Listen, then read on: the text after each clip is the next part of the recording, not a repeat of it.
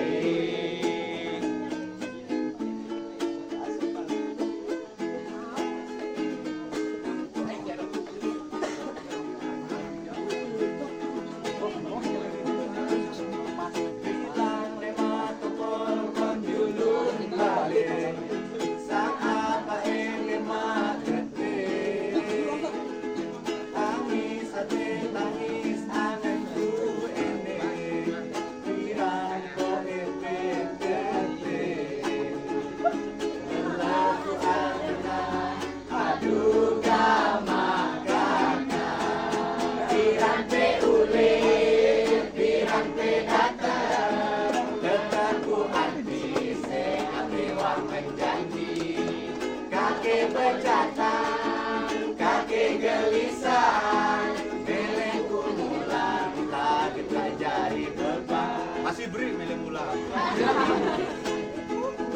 Bilang lewat topol konjulun balik, sang apa emak ketik.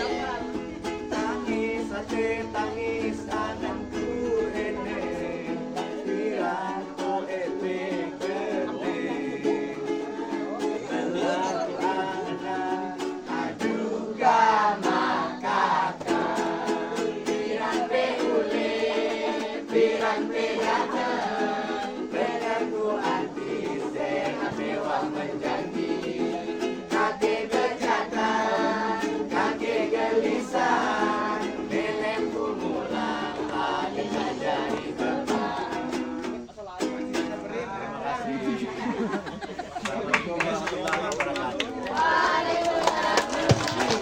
Waalaikumsalam warahmatullahi wabarakatuh.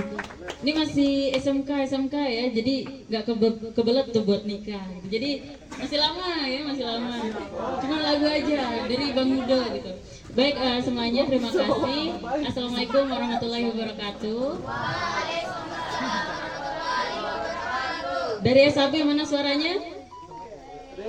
Ya, masih lemas. Sekali lagi mana suaranya SAB? Oke, dari SMK 1 Bayan. Mana suaranya? Asik. SMK Al Bayan, mana suaranya? Oke, masih pada semangat. Jadi SAB ulangi lagi. SAB gimana? Mana suaranya SAB? Oke, terima kasih semuanya. Jadi agenda kita sekarang adalah nyeloka gitu. Jadi nyeloka di sini teman-teman Bayan pasti sudah tahu itu berdialog. Jadi kita sekarang ngobrol-ngobrol seputar pertanian yang ada di Lombok, khususnya di wilayah Bayan gitu. Jadi di sini sudah ada beberapa narasumber kita, teman-teman dari SAB dan juga dari Santiri, ada juga dari SMK Al Bayan. Jadi di sini ada terus dan juga tentunya hutan, air dan pangan lokal. Nah, jadi di sini yang pertama kita akan nyeloka ngobrolin tentang pertanian dan pangan. Jadi tadi kita sudah bahas gitu ya. Semuanya, teman-teman. Halo. Halo, oke.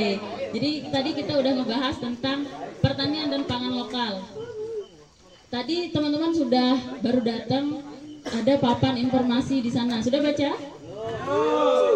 Besok baca ya, atau sekarang nanti setelah ini di sana ada beberapa panganan lokal yang ada di Bayan gitu. Nah, di sini kita ada kedatangan tamu spesial nih dari jauh sana, dari Bat Pawon. Ini ada Bang Maidi, Pak Maidi. Jadi Pak Maidi ini guru di SAB juga, sebagai siswa juga di SAB.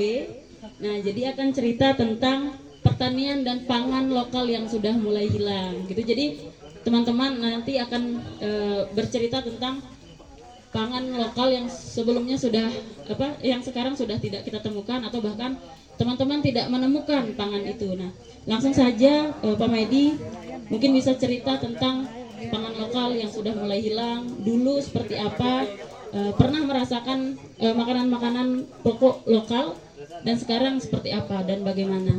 Silakan Pak Maidi.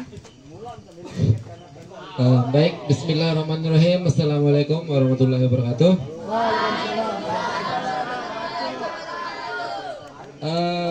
Yang nanti akan berbicara tentang pangan nanti Mbak Eli. Ya, jadi saya di sini karena saya kan guru pertaniannya juga di situ di SAB. Saya akan bercerita sedikit nanti tentang pertanian kita di Bayan. Ya. Jadi Pak Guru saya pernah ditanya, sebenarnya konsep kita di Bayan kan, kita di Bayan ini dikenal dengan istilah wetu telu, ya kan? Jadi konsep wetu telu ini apa sih? Nah, pernah saya ditanya. Konsep wetu telu itu jelas, ya. Telu itu kan 3, yang artinya yang tidak bisa terpisahkan dalam hidup kita, yaitu bagaimana kita membangun hubungan dengan Tuhan, membangun hubungan dengan manusia, dan juga membangun hubungan dengan alam. Ya, jadi itu konsepnya wetu telu, dan ini yang diajarkan oleh para tetua tokoh adat kita di Bayan ini. Bagaimana kita ketiga-tiganya ini tidak boleh terpisahkan satu sama lain. Misalnya contoh alam dengan alam, ya, dengan pertanian kita alam. Kita pertanian itu kan berkaitan dengan alam itu. Jadi kalau pun kalian pinternya sepinter B.J. Habibie, kalau alamnya sudah rusak, manusia tidak akan pernah bisa menang melawan alam. Kita bertani tentu kita ingin untung. Tidak ada orang jadi petani ingin rugi, ya kan? Pasti kita ingin untung. Nah, oleh karena itu, tetapi untung itu bukan hanya untung secara finansial saja, tetapi juga ada keseimbangan kehidupan antara manusia dan alam. Seperti yang saya katakan tadi, manusia tidak akan pernah bisa menang meskipun dia pandainya kayak apa, meskipun rajin ngaji, rajin sholat misalnya, kalau alamnya rusak, ya musim kemarau akan jadi kekeringan, musim hujan akan jadi banjir, kan begitu. Nah, jadi ini konsepnya kita. Salah satu contoh, misal kita di Bayan ya, di sini ada namanya perumba, ya kan, ada perumba lau, ada perumba daya. Perumba lau ini berdoa mengatur tatanan kehidupan yang berkaitan dengan kehidupan di laut.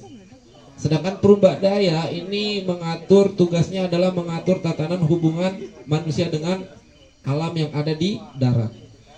Nah, perumba ini punya pecatu, ya, pecatu di pertanian sawah, dan sawah di wilayah dekat perumba itu tidak boleh diracuni, tidak boleh pakai itu obat-obat kimia sintetis.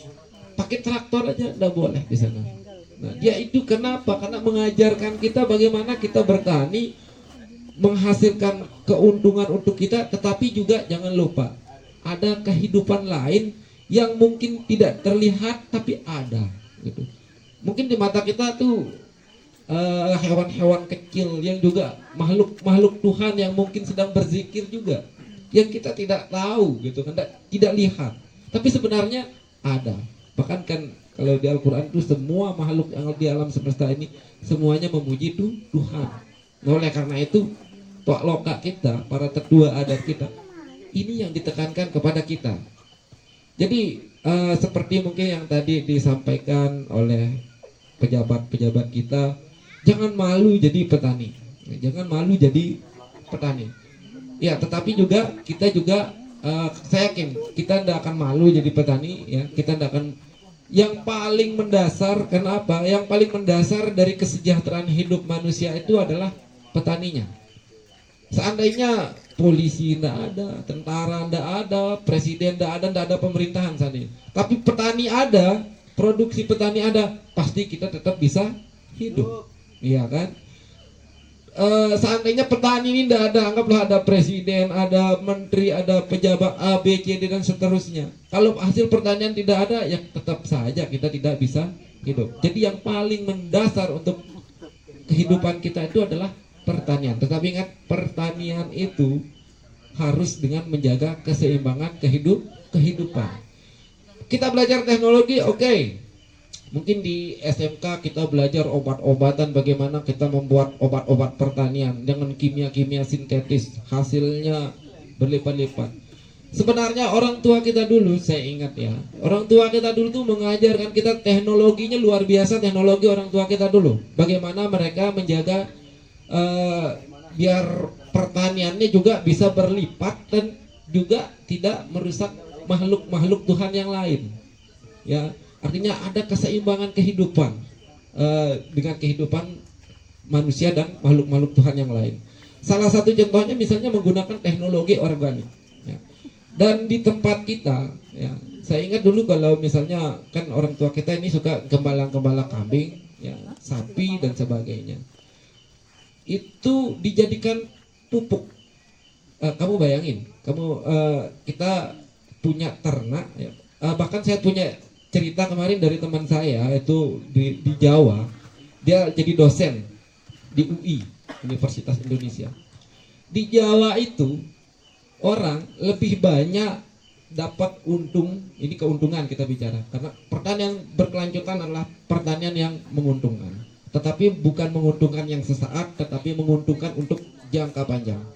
Nah, jadi teman ini dia dapat jual tai sapinya lebih banyak daripada dia jual sapinya.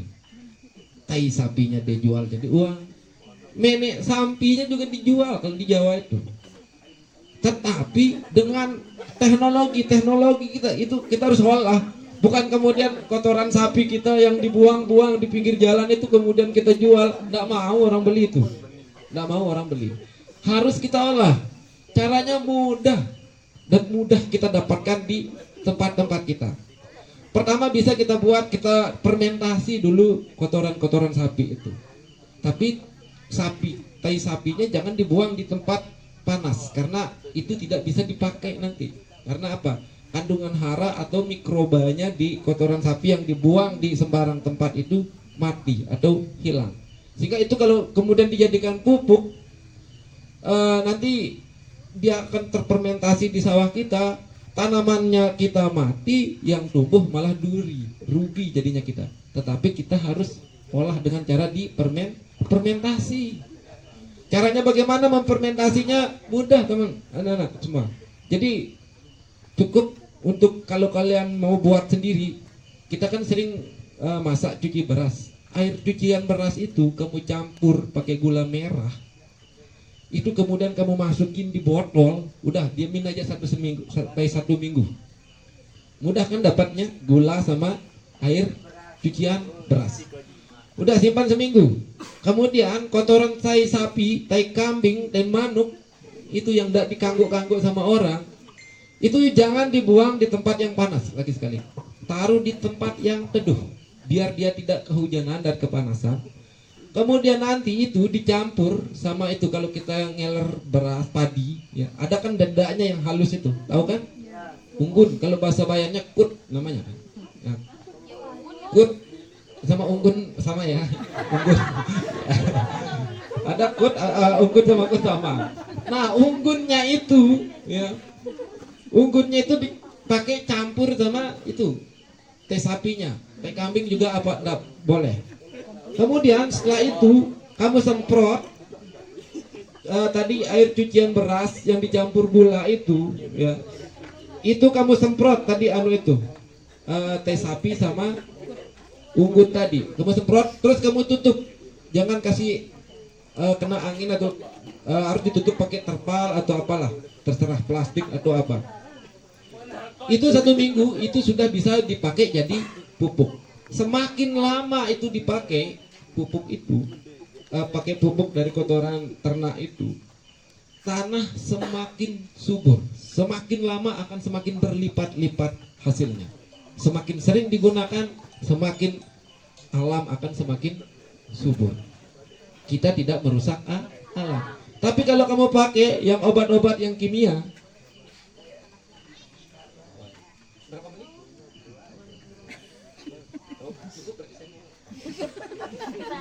ya, nanti sharing.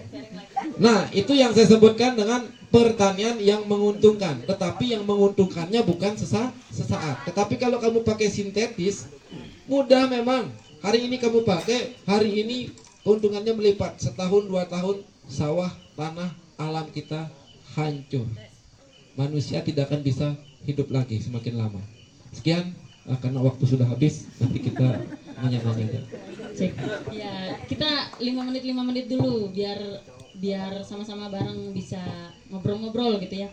Nah, sekarang Mbak Eli itu tentang pangan-pangan lokal yang sudah mulai hilang. Tadi kan tentang bagaimana konsep masyarakat adat gitu, bagaimana mereka melakukan pertanian organik dan bagaimana masyarakat adat menjaga kelestarian alam gitu, baik dari sisi laut dan sisi daya. Nah, sekarang seperti apa pangan lokal masyarakat Bayan gitu, dan eksistensi pangan lokal itu seperti apa saat ini gitu, bisa mungkin cerita Mbak Eli, silahkan. Bismillahirrahmanirrahim. Assalamualaikum warahmatullahi wabarakatuh. Terima kasih atas waktu yang telah dikasih ke saya. Perkenalkan dulu, mungkin ada yang belum kenal, nama saya Kak Eli, jadi masih muda ya. Hanya masih muda. Jadi sebagai anak muda, sebenarnya saya sangat prihatin sebenarnya dengan keadaan pertanian kita sekarang ini. Sebenarnya sama juga, saya sama Pak Maidi sama rekan-rekan yang lain itu sekarang tuh lagi berjuang di Sekolah Adat Bayan atau SAB. Kita tuh mengajak semua masyarakat Bayan. Mungkin saya pernah mendengar kemarin Ayah Catur bilang bahwa apa yang kita lakukan itu semuanya tidak keuntungan itu bukan hanya materi gitu. Jadi saya berpikir bahwa sebenarnya kalau kita di pertanian itu seperti kata Pak Maidi, pasti kita tuh pengen yang mendapatkan keuntungan. Sekarang seperti kita tahu dunia ini tuh sudah tidak baik-baik saja. Bahkan sebenarnya kalau kita mau jadi petani itu sebenarnya kita nggak tahu kita mulai dari mana, karena alam tuh udah rusak, sekarang kita mendapatkan air, kita menanam itu juga sangat sangat susah.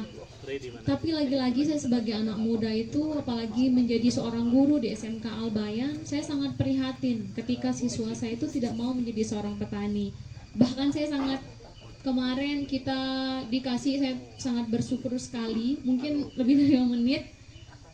Saya sangat berterima kasih sama Santiri yang sudah sangat membantu saya, terutama yang jadi guru di sana. Kita nggak punya kemampuan sebenarnya. Sebenarnya ini bukan tentang hasil, kita dikasih sebuah kesempatan buat nanam. Kita disupport dari biaya, dari semuanya, dan kita berusaha buat semi organik kemarin. Mungkin kalau dilihat mungkin jagung kita di sana itu tidak semaksimal Mbak Nelda yang di SMK Al-Bayan. Tapi kita berusaha karena di sana kita tahu tanahnya itu sangat berpasir teman-teman. Tapi kita sangat semangat buat bertani karena lagi-lagi kita bilang di sini tujuan kita bukan uang, tapi tujuan kita itu bagaimana tanah itu kembali normal. Bahkan nggak bisa saya bayangkan ketika kita menanam sorghum, anak-anak itu dengan sangat semangatnya membuat bedengannya itu ternyata hasilnya sangat maksimal. Dan di situ saya berpikir bahwa segala hal yang kita dapatkan itu sebenarnya tidak tergantung dari materi yang kita dapatkan. Tapi ketika kita melihat sesuatu tumbuh itu dengan baik, ada kepuasan di situ, ada kebahagiaan tersendiri buat kita. Jadi adik-adikku semua, jangan pernah berkecil hati ketika kalian menjadi seorang petani. Karena saya tuh basic saya adalah seorang bertani. Bahkan sekarang saya juga sedang mengajak bapak-bapak dan ibu-ibu tuh bagaimana cara membuat pupuk organik itu tidak dibayar. Karena apa? Seperti yang Bapak Maidi bilang tadi itu, bahwa kita menjaga alam itu sama dengan kita menjaga kehidupan di dunia ini. Jadi harus seimbang antara manusia dengan alamnya. Nah, yang kedua, kenapa pangan lokal sekarang itu semakin punah? Karena kita sudah dikasih kemudahan, dikasih semuanya serba instan. Nah, sekarang sebenarnya anak-anak muda ini gimana nih konsep berpikirnya? Ketika kalian itu mendapatkan semua itu dengan mudah, coba berpikir out of the box-nya gimana? Bagaimana nih saya bisa mengolah pangan lokal yang semakin hilang ini, saya menjadikan eksistensinya seperti apa? Sorghum ini adalah tanaman yang mungkin langka. Oh, saya mau olah. Kalian bayangkan dengan kita menanam beleleng ini, menanam sorghum ini, nama SMK itu semakin dilihat sekarang. Saya berterima kasih sama anak-anak pertanian yang udah sangat membantu saya di sekolah. Tanpa mereka juga semuanya tidak akan pernah bisa dan dukungan dari teman-teman SAB juga, Bang Renadi, Pak Apri, Kak Adim, terus mensupport saya meskipun mereka mensupport saya dari balik layar, semangat Eli gitu.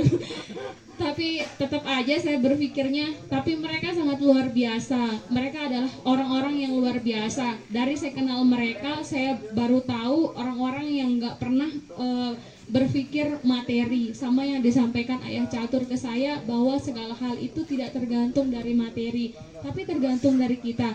Jadi kalau saran saya, kalian anak muda nih, mungkin kalau di dunia pariwisata, dunia teknologi itu udah biasa, tapi kalian tuh harus berpikir bagaimana seorang menjadi petani, tapi petani yang keren. Sekarang itu kalian bisa memanfaatkan teknologi yang seperti apa. Nah, kami dikasih ini sama Santiri kan, bagaimana supaya kami itu bisa mempertahankan pangan lokal. Jadi mungkin tahun depan kita akan memulai dengan pangan lokal yang ada. Mungkin kita tidak bisa menyalahkan masyarakat adat juga, karena mereka juga sudah dibiasakan dengan dikasih pupuk subsidi ya. Jadi kita nggak bisa salahkan juga. Jadi ketika kita menyalahkan orang lain itu mungkin buat saya sia-sia. Jadi kenapa kita tidak memulai dari diri kita sendiri? Jika kita menampilkan sesuatu dari kita sendiri, ya paling tidak akan berdampak baik dulu buat kita, kemudian akan diikuti oleh orang lain gitu. Jadi itu anak-anak saya di SMK Al-Bayan, kalian tuh jangan pernah patah semangat meskipun kalian itu adalah jurusan pertanian. Mereka sering dikucilkan. Masa pergi sekolah bokek jagung, katanya gitu. Gituin murid-murid saya kan. Tapi saya Iya, mereka masa lalu sekolah lalu menggarap, bahkan karena kita pengen tanah kita tuh bagus, sampai kita itu membajak 2 kali, ini dan segala macam. Itu yang dikata-katain anak pertanian. Masa lalu sekolah bagus-bagus pakaiannya menggarau kata kenal murid. Kayak anak-anakku.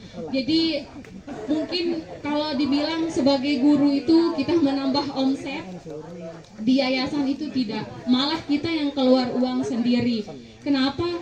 Bu, melang kami nembai masa ke kami menggaran di soal sadi-sadi nembai sugu lampu kepeng teh. Yang namanya yayasan ini saya tidak dimanapun ya, kita yayasan itu tidak ditanggung, jadi serbanya kita yang mengeluarkan dulu gitu uangnya. Jadi tapi itu menurut saya nggak apa-apa, karena rezeki itu luas, kita dikasih kesehatan itu menurut saya rezeki. Saya dipertemukan dengan santiri juga, saya sampai dikasih kesempatan sama ayah ke Bali. Dan di Bali itu saya kasih tahu kalian, itulah indahnya pertanian. Jadi kalau kalian sudah melakukan yang terbaik, maka jalan-jalan yang lain itu akan dibuka.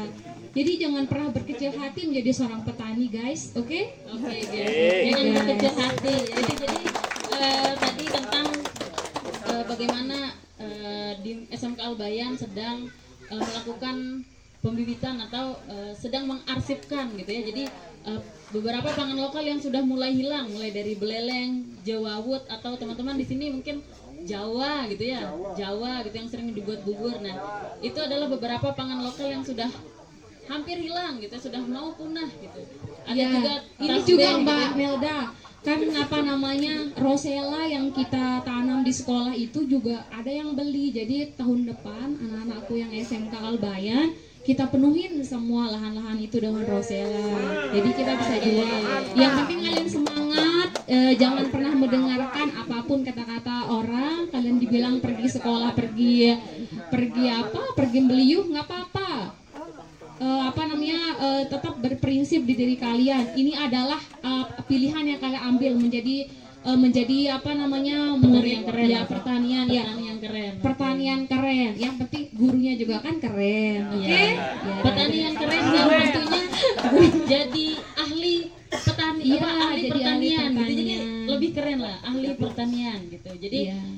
Mas di SMK Al-Bayan sedang mengarsipkan gitu ya benih-benih lokal agar tidak punah gitu, agar tidak hilang gitu. Nah, selanjutnya kita akan ngebahas soal membaca alam. Jadi kita membaca alam itu tentang alam, hutan, dan sosial masyarakat adat itu seperti apa sih gitu. Jadi tidak hanya masyarakat adat di Bayan dan tentunya masyarakat adat secara keseluruhan, tapi di sini ada Bang Sumadim yang akan cerita tentang bagaimana sih membaca alam, hutan, air, dan sosial masyarakat adat di Bayan gitu. Silahkan. Bismillahirrahmanirrahim. Assalamualaikum warahmatullahi wabarakatuh. Ini sedikit membingungkan ya teman-teman. Karena saya masih muda tapi ditaruh sebagai pembaca alam. Ini paranormal kayak gitu. Jadi udah tua saya. Tapi begini, apa yang disampaikan beberapa narasumber ini memang menjadi tolak ukur bahwa kita sebagai generasi muda ke depan punya prinsip dan idealis. Bagaimana kita membangun sebuah daerah dengan asas ideologi dan asas bahwa kita ini adalah lahir dari seorang petani. Ingat kata Bung Karno bahwa petani suku guru perubahan. Dimanapun, apa yang disinggung oleh Bu Eli bahwa petani itu masa sekolah bahwa pergi buat jagung atau nanam jagung, tapi tanpa petani negara tidak bisa berbuat apa-apa. Jadi harus bangga jadi petani. Saya adalah petani, saya juga belajar untuk jadi petani secara tradisional dengan konsep-konsep orang tua. Nah, masyarakat adat dewasa ini kita harus memahami 3 aspek sejarahan.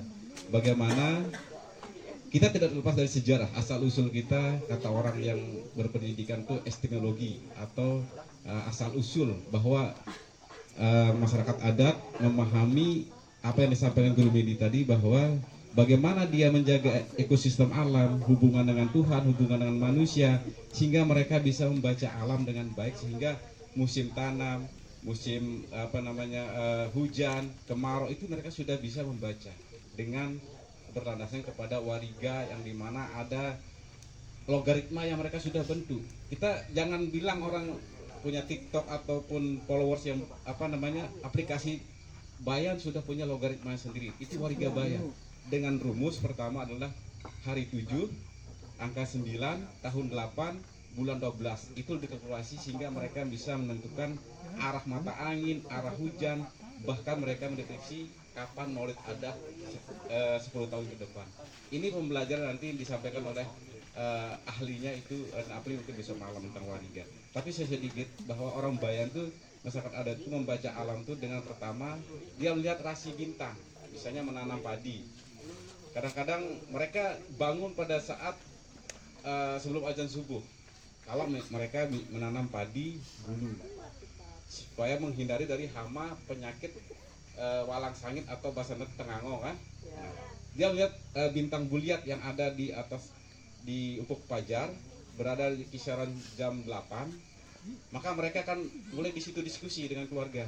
Oh, bukti bintang buliat sudah di angka sudah sepenggal tangan, maka kita bisa menanam atau menurunkan bibit benih padi. Nah, kenapa mereka melihat dari rasi bintang membaca alam untuk supaya nanti pada saat pembuahan padi itu tidak terkena dampak penyakit pengerek batang, walang sangit, bahkan puket yang bisa menyebabkan padi tumbuh itu tidak bagus. Karena pada saat mereka panen, maka bintang rot itu sudah berada di angka jam 1. Dari jam 9 mereka sudah menentukan di arah jam 1. Kenapa? Saya pernah baca sebuah artikel. Ternyata walang sangit itu pertumbuhannya pada saat bintang rot, kalau bahasa Bayan itu di arah jam 12, maka perkembangbiak walang sangit itu yang merusak padi. Sehingga mereka harus, ketika mereka dalam pembuahan padi, mereka harus berada padinya di rotnya di angka jam 1. Itu hebatan orang tua kita. Bahkan kalau untuk membaca arah mata angin, untuk membasmi hama-hama pukat ataupun yang sejenisnya pengerek batang, mereka dengan buah maja. Tahu kan maja, buah bilah. Di setiap sudut sawah mereka taruh.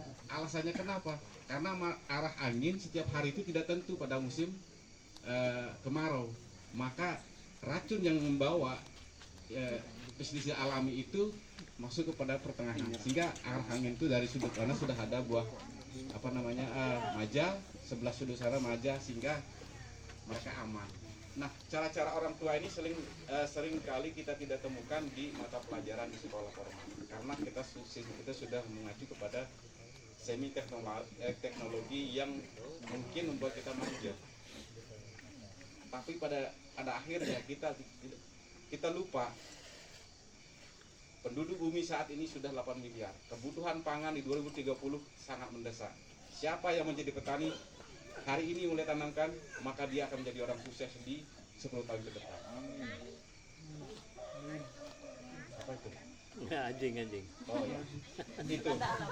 Kalau membaca benda alam itu berarti kan. Nah, kalau masyarakat ada secara sosialnya itu ada.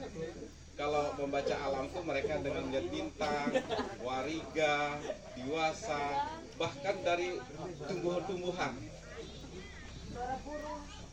Ada suara burung. Kalau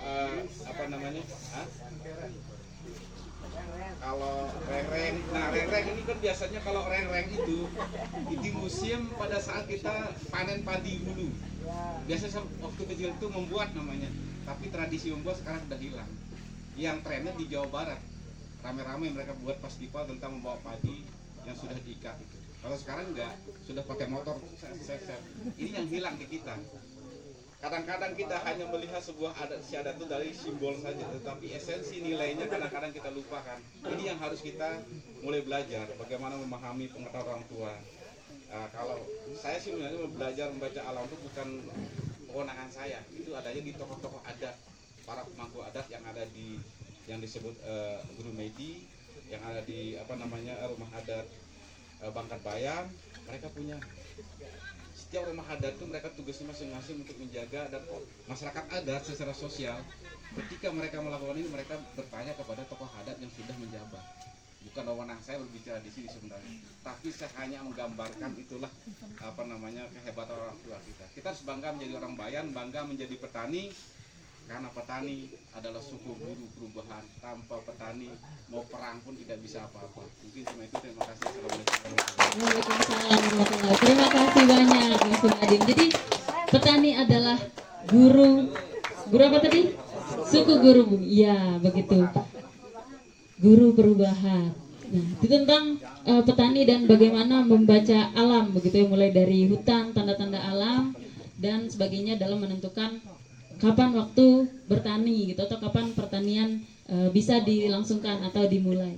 Tapi BTW di sini ada yang sudah nyatat nggak? Udah kan ada informasi kalau bawa ATK gitu ya. Oke, buat yang ini bisa dicatat atau diingat, disimpan di kepala karena masih fresh banget kan, ini masih muda-muda, masih fresh tentunya. Nah, karena kita akan ada door prize.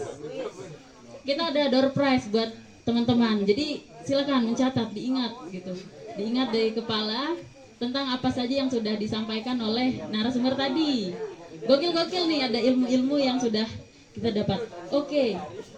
Di selanjutnya kita akan ngobrolin tentang masyarakat adat. Jadi kita ngobrolin tentang diri kita sendiri, teman-teman gitu. Kita ngobrolin tentang diri kita sendiri sebagai masyarakat adat, khususnya di masyarakat adat Bayan.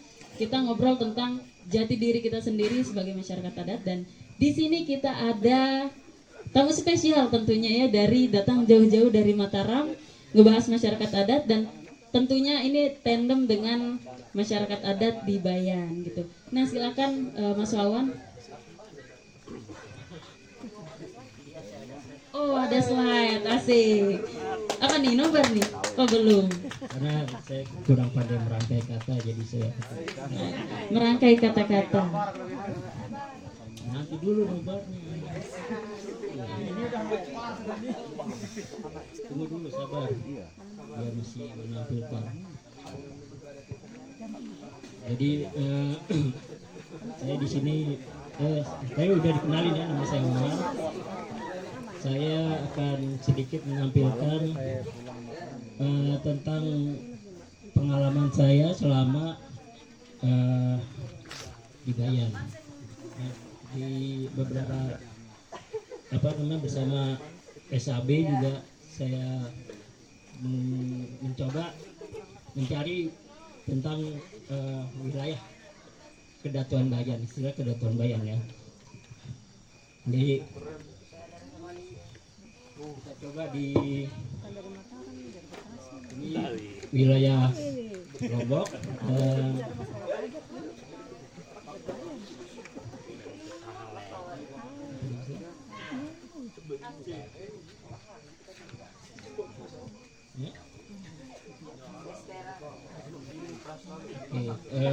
Kita bicara tentang masyarakat hukum adat.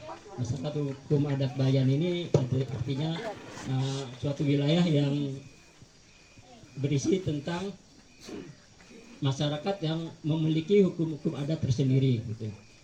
Jadi wilayah hukum adat ini hasil penggalian ketika bersama teman-teman SAK sekitar tahun 2019 kalau nggak salah, 2019 sampai 2022. Ini kita safari bertanya dengan tokoh-tokoh adat mulai dari Bayan sampai Kayangan.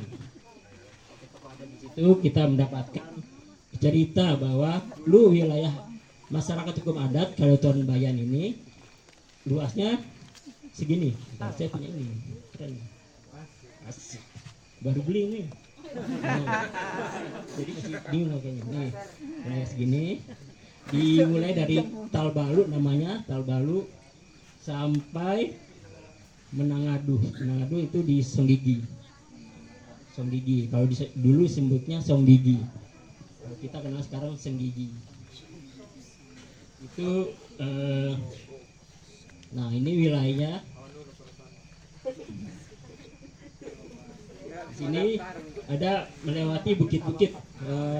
Biasanya kalau masyarakat adat itu menentukan wilayah melewati punggungan bukit sampai di puncak-puncak bukit itu. Jadi dari Talbalu ini mengikuti alur sungai terus ke atas naik ke bukit-bukit ini. Di sini terus ada enggak kelamaan ya.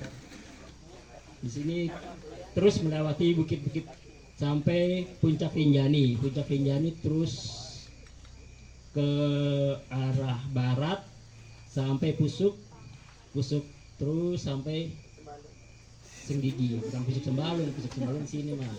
Pusuk Sembalun. Di sini ada Bukit Pegasingan. Nah, wilayah ini mencakupi 55 desa di Kabupaten Lombok Utara, 38 desa Lombok Timur, 15 desa dan Lombok Barat. Di Lombok Barat ada sekitar 2 desa. Total luasnya daratan kurang lebih 1.187,96 km persegi. Itu luas wilayah daratannya aja. Kalau wilayah lautnya ini menurut penuturan tokoh adat sejauh mata memandang sampai mentok dah pokoknya. Sejauh mata, saujana istilahnya. Gitu. Lalu ini sengaja saya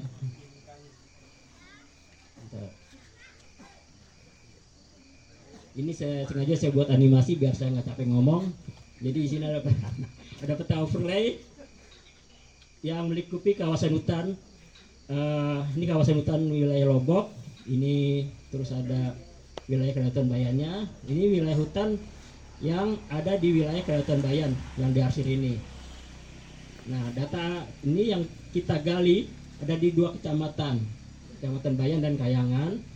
Ini ada wilayah kawasan Tengger juga.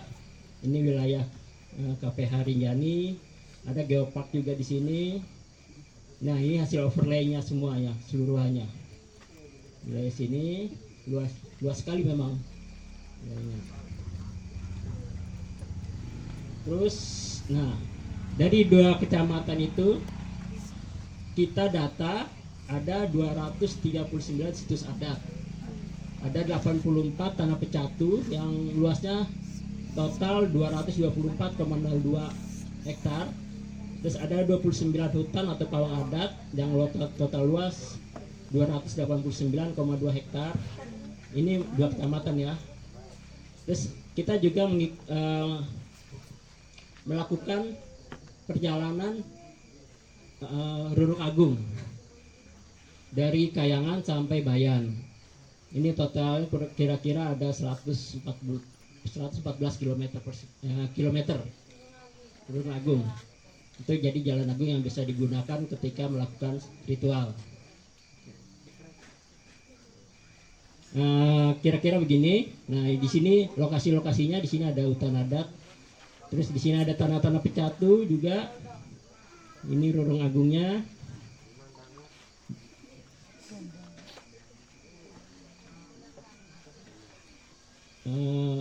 Lalu pada tahun 2023 sampai 2024 bersama pemerintah Kabupaten Lombok Utara dan Aman, kita melakukan lagi pemetaan. Dari hasil identifikasi dicapai wilayah adat Bayan segini. Jadi ini mencakup Kecamatan Bayan. Lalu untuk wilayah Kayangan ada 5 komunitas. Ada wilayah 5 komunitas kalau di Kecamatan Bayan ini 1 komunitas ya. Ada di semua desa kecuali di akar-akar. Kalau di Kayangan ada di beberapa desa ya. Lalu tetap sih. Kira-kira begitu. Sekilas dari saya. Nanti mungkin ada Dedi mau menambahkan apa yang bisa ditambahkan. Oke, terima kasih Mas Lawan. Terima kasih Mas Lawan sudah ini. Jadi luas sekali ya ternyata wilayah tempat tinggal kita, gitu, ruang alam kita, saujana atau sejauh mata memandang. Oke, sebelum itu suara SAB mana? Hei. SAB mana suaranya? SMK 1 mana suaranya? SMK mana suaranya?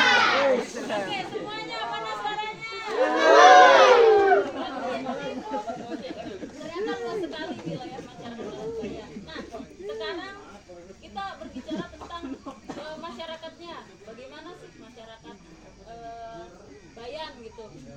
Dan tentunya wilayah-wilayah kelola mereka seperti apa. Tadi kan sudah ada peta gambarnya yang bisa kita lihat.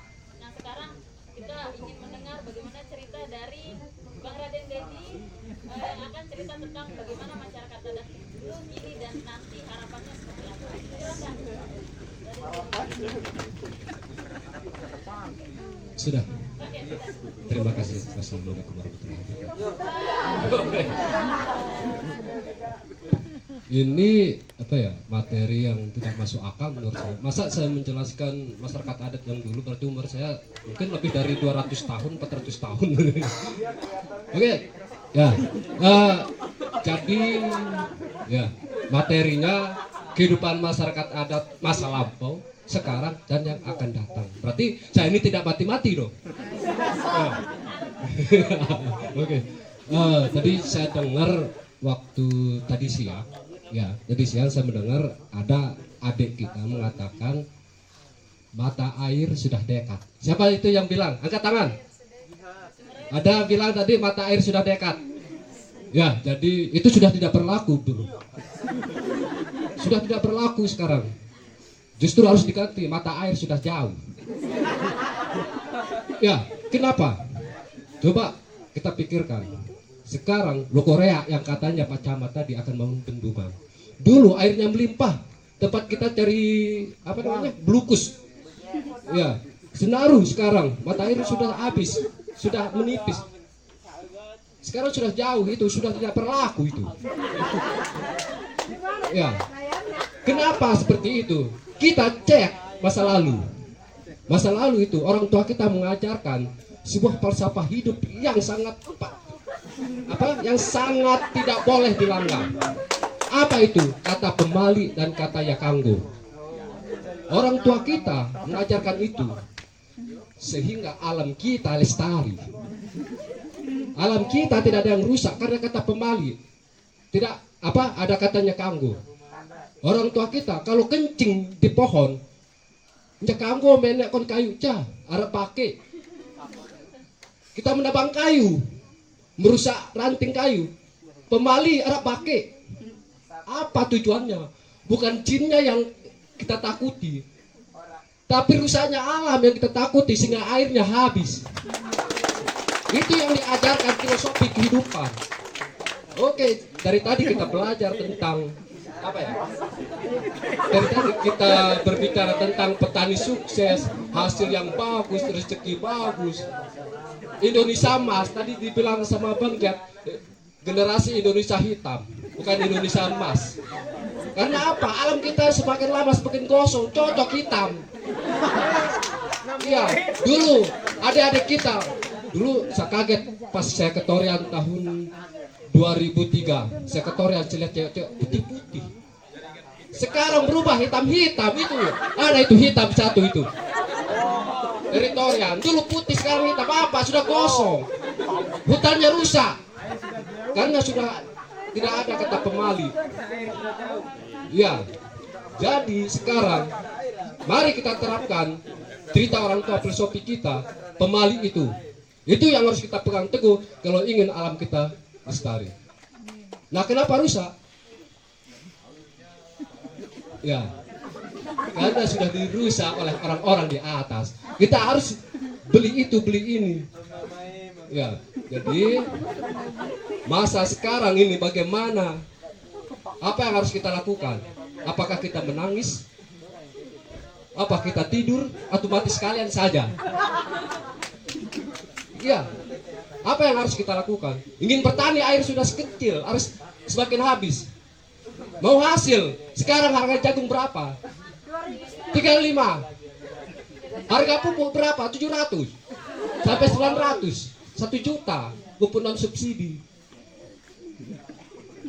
Apa yang kalian harapkan dari pertanian? Kalau alam kalian rusak, jaga alam dulu baru mau bertani. Itu yang orang tua kita dulu memberikan kita wajib, jagalah alammu kalau kamu ingin hidup 1000 tahun. Tapi kalau kalian mau mati, rusak hutanmu, dalam sekejap mata alam membunuhmu.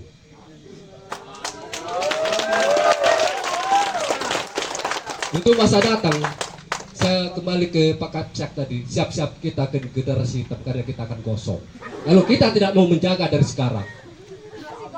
Ya, lebih lanjut kita akan diskusi ya. Terima kasih. Wassalamualaikum warahmatullahi wabarakatuh. Waalaikumsalam warahmatullahi wabarakatuh. Sudah dulu sumber air sudah dekat, sekarang sumber air sudah jauh, gitu. Semua orang dulu apa? Air tinggal minum di keran. Sekarang kita di mana? Galon. Air apa ya? Aduh. Jadi dulu kita langsung buka keran langsung bisa minum. Sekarang harus cari di toko ya. Nah itu adalah impact atau apa? Kenapa kita minum air galon gitu? Karena memang air sudah keruh, tidak cocok untuk dikonsumsi langsung gitu. Jadi hutan sudah rusak, mata air sudah tidak ada lagi, sudah kering gitu. Nah jadi itulah yang terjadi saat ini dan kenapa masyarakat adat masih terus melestarikan hutan, terus melestarikan alam, laut dan gunung. Itu cara mereka berkomunikasi gitu. Jadi sama seperti kita berkomunikasi dengan sesama manusia. Tadi sudah disinggung juga oleh Pak Maidi tentang bagaimana kita berkomunikasi dengan Tuhan, bagaimana kita berkomunikasi dengan sesama manusia dan juga tentunya tumbuhan. Karena kita sama-sama makhluk yang saling membutuhkan gitu. Kita membutuhkan air berasal dari gunung, dari hutan, itu yang kita konsumsi gitu. Nah, tadi ada yang sudah catat nggak? Catat di kepala, ingat nggak? Ingat. Karena kita akan ada door prize. Hadiahnya ungu, Ambon, nggak Ambon, santai. Kita akan sebelum door prize kita akan diskusi bagaimana tanggapan teman-teman muda yang katanya akan menjadi generasi apa tadi? Generasi apa? Emas. Saya takut nih tiba-tiba generasi emas berubah menjadi generasi cemas. Tambah C gitu ya. Generasi emas berubah jadi generasi cemas gitu. Itu yang kita takutkan dan dengan adanya kita di sini kita akan hapus C-nya jadi kita beneran jadi generasi emas gitu. Oke, ada kira-kira yang pengen cerita juga atau pengen diskusi tentang bagaimana hutan alam yang ada di Bayan? Oke. Cek. Baik, bismillahirrahmanirrahim. Assalamualaikum.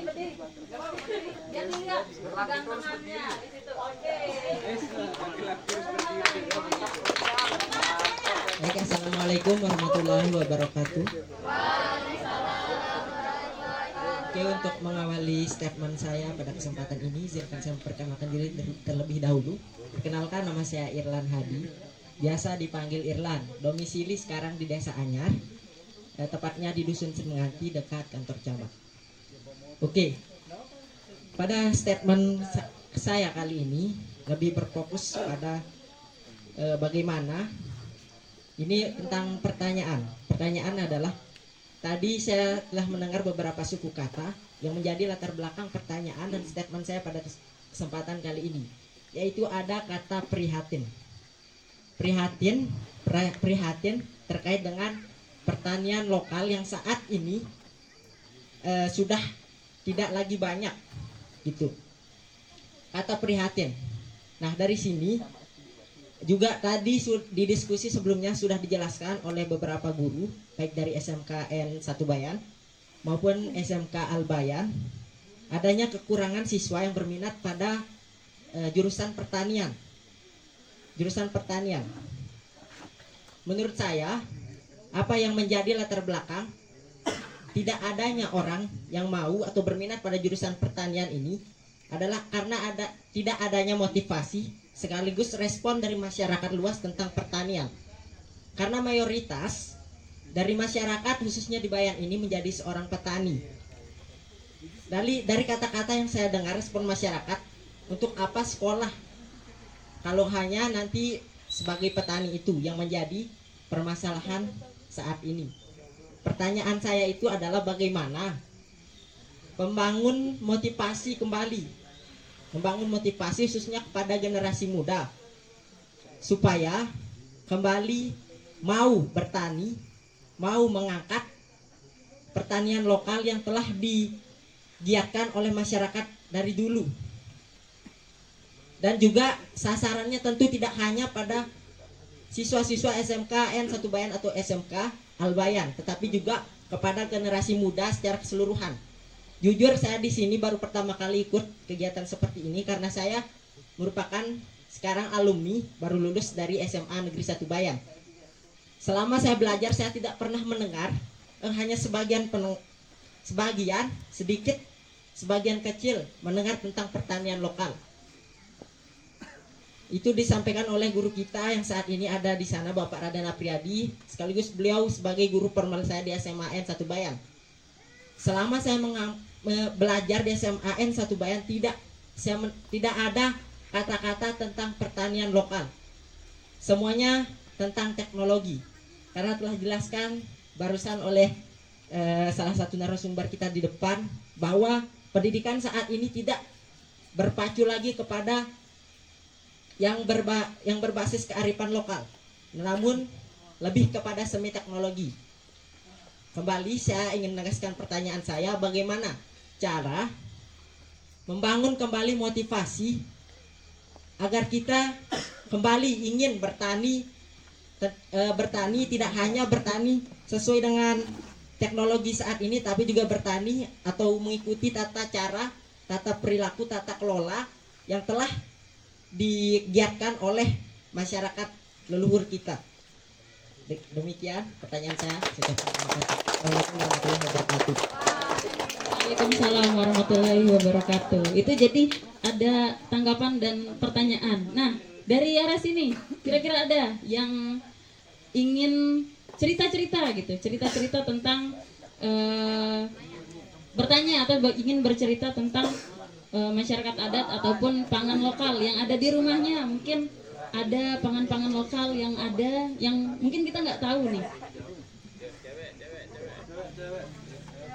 Di rumahnya mungkin ada dan kita nggak tahu apa kira-kira.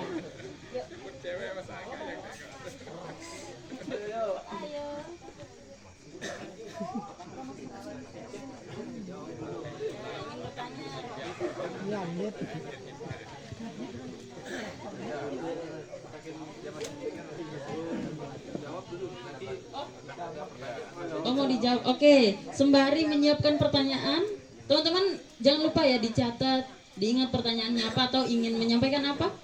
Nanti ya kita ingin mendengar jawaban dari pertanyaan dari siapa tadi? Irlan ya. Ini yang akan jawab Pak Maidi. Baik, saya pertama jawab pertanyaannya Irlan ini menarik, to the point dan sulit dijawab sebenarnya pertanyaannya, dan itu memang masalah kita saat ini ya. Kita petani di Indonesia umumnya, kalau kita bandingkan dengan petani di luar negeri, di Arab Saudi saja orang petani ketimun itu bisa beli mobil, cuman nanam timun. Kita di sini nanam timun, waduh hidup aja susah gitu, boro-boro beli mobil. Ini pertama, kita bertani itu ingin untung, siapa yang ingin rugi, ya kan? Ini pertama menurut saya, sehingga orang tidak tertarik menjadi petani. Ini pertama. Saat ini lagi, ya, mungkin sering kalian lihat itu di YouTube, di sosial media, petani jagung lagi ngeruh, itu menangis, lagi jemur jagungnya menangis, harga jagung anjlok. Kenapa? Biaya produksi lebih tinggi dari harga jual. Ini yang terjadi di petani kita di Indonesia. Sehingga kalau rugi-rugi terus, lama-lama ya siapa yang mau jadi petani? Saya juga nggak mau dong kalau rugi-rugi terus. Dan saya yakin teman-teman juga nggak mungkin. Kita kan butuh hidup juga, kita logik saja. Nah jadi ini yang terjadi. Yang saya katakan tadi, kenapa itu terjadi saat ini?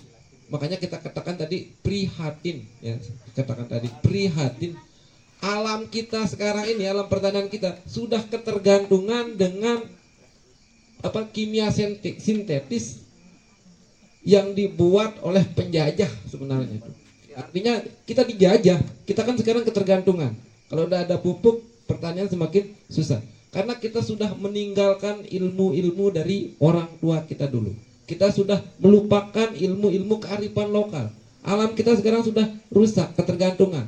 Nah sekarang kalau kita tidak mengembalikan kesuburan alam kita, tidak ketergantungan kita dengan produk-produk yang dijual, yang diimpor dari luar negeri itu, mengembalikan menggunakan ilmu-ilmu orang tua kita dulu, petani tidak akan pernah bisa ada motivasi lagi. Karena akan rugi-rugi terus. Biaya semakin mahal, ongkos-ongkos semakin mahal, harga jual semakin murah. Tapi kalau organik, coba kalian cek harga beras organik di mal-mal per kilo itu bisa sampai 70.000. Yang jadi permasalahan, saya juga pernah berorganik ya. Itu saya tanya, sering kali juga permasalahannya petani kenapa kemudian tidak mau mengembalikan pertanian mereka ke organik biar menyuburkan kembali tanahnya. Pertama, intervensi pemerintah terhadap pertanian organik ini kurang. Mereka tidak mau tahu. Artinya udah karena pertama memulai organik itu butuh kerja keras, butuh proses yang hasilnya tidak langsung wow, karena butuh 1 tahun 2 tahun baru hasilnya akan melimpah. Itu kalau organik. Tetapi menunggu tanah menjadi subur ini kan butuh kesabaran. Sementara mereka hidup hanya bergantung pada pertanian. Mereka akan rugi-rugi terus. Akhirnya meninggalkan lagi organiknya. Tapi kalau pemerintah itu terlibat di situ, menyiapkan pasar-pasar organik di sini dengan harga yang menguntungkan, biarpun sedikit tetapi akan menguntungkan, tidak merugikan, saya yakin kita akan bisa kembali termotivasi untuk menjadi petani. Apalagi kalau lahan kita sudah subur, tanam kayu langsung jadi buah. Orang tanah kita tanah surga katanya orang lagu orang dulu. Itu dulu loh, tanah Indonesia yang dulu. Sekarang enggak lagi itu, enggak bisa lagi jadi tanah surga. Orang-orang Arab ke sini heran dengan kita. Itu kalau di Cina itu padang pasir dirubah jadi lahan pertanian padi. Kita di Indonesia tanahnya subur malah kita rusak. Nah ini salah satu yang saya katakan prihatin gitu. Sehingga karena kita sudah meninggalkan ilmu-ilmu kearifan lokal dari orang tua kita yang dulu. Mungkin ini jawaban singkat saya. Kalau dari saya ya Erlan ya, karena saya memang jurusan pertanian. Ketika kita tidak masuk ke dalam lingkaran sebagai petani itu, kita tidak akan pernah berpikir bahwa bertani itu keren. Mungkin kalau kita ngelihat jadi petani panas-panasan, tapi tidak dengan panas-panasan itu. Bahwa matahari itu sangat menurut saya Tuhan tuh sangat luar biasa sekali menciptakan cahaya matahari. Cahaya matahari dengan cahayanya saja dia bisa boom, bunga, buah itu ada. Tapi kalau orang mungkin termotivasi dengan sekali dia nanam bawang dia dapat 50 juta, ya nggak bisa. Sebenarnya yang membuat kita termotivasi menjadi seorang petani itu pertama pola pikir. Kalau kamu hanya berpikiran bahwa hanya menjadi seorang petani gini-gini saja nggak bisa. Tapi sekarang dunia sudah modern. Setiap masa ada orangnya, setiap orang ada masanya. Nikmati saja hidup kita di masa ini. Tapi kita itu hidup di Bayan. Kita bisa menanyakan seperti yang dibilang Kak Nadim tadi, dengan cara bertani, kita bisa dengan menghitung bulan, menghitung apa. Mungkin kalau saya mungkin kurang paham, mungkin besok malam tapi kita bisa bertanya. Bahkan dengan kapan kita menanam pun di Bayan itu dikasih tahu. Ketika rebo rebet atau rebo akhir ini kita nggak boleh menanam. Itu semua ada tata keramanya, ada aturannya. Jadi ketika saya menjadi seorang petani akan bilang bahwa ayo menjadi seorang petani, nggak bisa. Tapi ini adalah cara kami dari SAB bahwa membangkitkan bahwa bertani itu memang tidak mudah. Di Jepang orang tuh kan memilih menjadi seorang petani karena apa? Sekali dia panen dia bisa beli Pajero, tapi tidak dengan pola pikir kita di Bayan. Jadi harus kalau kamu pengen menjadi petani yang keren, kamu harus tahu ilmunya dulu. Nah, buat kalian nih, kalau pengen kamu bisa menjadikan role model kamu itu adalah seorang petani yang sukses. Sekarang itu ada IoT, bahkan tadi itu ada dari di SMK itu bahkan dia menutup pintunya saja sudah menggunakan IoT. Karena dia malas katanya mengunci pintu, jadi dia menggunakan IoT itu untuk mengunci pintunya kalau dia sudah tidur. Apalagi di pertanian. Bahkan kalau kita menggunakan sistem IoT atau smart farming sekarang itu, kalau misalnya kalian karena kalian itu mungkin dengan zaman ya udah ada IoT, jadi kalian bisa manfaatkan itu. Seperti yang Ibu bilang tadi, kalian itu adalah masa-masa lagi fresh sekarang. Jadi kalau kalian berpikir sekolah pun kalau kita dibayar ya, itu mungkin adalah salah satu yang saya sayangkan. Ketika mereka tuh mau kuliah, nyerek ya pen gitu. Jadi kita itu hidup di Bayan. Kalau kalian keluar, ambil coba jurusan pertanian. Saya tantang nih siapa yang bisa ngambil jurusan pertanian. Kalau kalian itu belum menjadi petani, kalau kalian belum mencintai pertanian, kalian tuh belum menemukan nikmatnya bertani itu seperti apa. Lagi-lagi yang penting pola pikir kalian menjadi seorang petani itu bukan uang di utamanya. Nah, di situ kita kembalikan ketika kita bertani itu kita bisa berkomunikasi dengan tumbuhan, kita berkomunikasi dengan alam. Dengan cara apa? Mengairi juga itu cara kita berkomunikasi, memberikan pupuk. Nah, karena kita pupuk subsidi itu sudah mahal, jadi kita bisa memanfaatkan sekarang banyak peternak di Bayan. Bahkan sekarang dulu mungkin nggak dikanggo ya, aku kawakin yang pupuk ten sampione yang kana. Tapi tidak dengan sekarang. Sekarang orang berbondong-bondong menggunakan pupuk organik seperti yang dibilang Pak Maidi tadi itu. Bahkan harga kotoran kambing itu sekarang lebih mahal daripada pupuk ini yang yang dijual di pertanian. Saking berharganya kotoran itu. Karena apa? Lagi-lagi karena alam tuh udah rusak. Nah, jadi kalau kalian bilang kenapa nih jurusan pertanian ini sudah kurang minatnya misalnya gitu. Ya kita tidak bisa menyalahkan itu. Maka apa yang bisa kami lakukan adalah memotivasi. Apa yang bisa kami perlihatkan supaya apa? Supaya bersemangat masuk di jurusan pertanian. Itu adalah salah satu langkah yang bisa kami lakukan. Mungkin hanya itu yang bisa saya sampaikan. Ini mungkin ada jawaban. Oke, terima kasih. Mungkin ini cukup kritis dari Irlan tadi ya, bagaimana generasi muda harus punya mindset kritis terhadap sesuatu hal yang memang akan menjadi fenomenal di kehidupan kita ke depan. Karena manusia itu adalah makhluk yang paling sempurna. Apa bedanya kita dengan makhluk-makhluk yang lain? Adalah kita diberi akal untuk berpikir. Jadi gunakanlah akal kita untuk berpikir kritis, beranalisa dengan kuat. Karena itulah ciri kita sebagai manusia. Karena Tuhan menurunkan kita ke bumi untuk menjadi khalifah dan berpikir. Kalau kalian tidak berpikir sebagai generasi Z, maka jangan bilang kalian sebagai manusia. Mohon maaf, ini kritis. Karena kita hidup harus berpikir. Karena Tuhan memberikan kita akal, syukur terhadap berpikir itu. Maka tadi dari sisi dua kebijakan bahwa bagaimana di sekolah formal tidak diajarkan tentang pertanian lokal dan ilmu pengetahuan lokal karena kita sudah dimanipulasi kesejarahan Nusantara kita. Bagaimana ilmu bumi? Jangan bilang orang masyarakat adat Bayan begitu mengadakan ritual di suatu tempat itu adalah syirik. Ini kan kadang-kadang sering kita dengar kan stigma negatif itu.